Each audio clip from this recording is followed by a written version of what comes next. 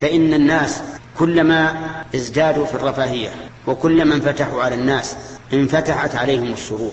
إن الرفاهية هي التي تدمر الإنسان، لأن الإنسان إذا نظر إلى الرفاهية وتنعيم جسده غفل عن تنعيم قلبه، وصار أكبر همه أن ينعم هذا الجسد الذي مآله إلى الديدان والنتن، وهذا هو البلاء. هذا هو الذي ضر الناس اليوم.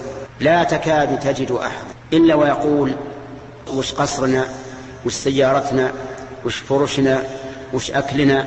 حتى الذين يقرؤون العلم ويدرسون العلم بعضهم إنما يدرس من أجل أن ينال رتبة أو مرتبة يتوصل بها إلى نعيم الدنيا، ما كأن الإنسان خلق لأمر عظيم، والدنيا ونعيمها إنما هو وسيلة فقط. نسأل الله أن يجعلنا وإياكم نستعمله وسيلة.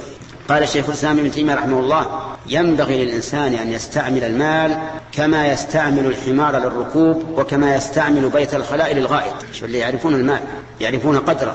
لا تجعل المال أكبر همك، اركب المال، فإن لم تركب المال ركبك المال، وصار همك والدنيا.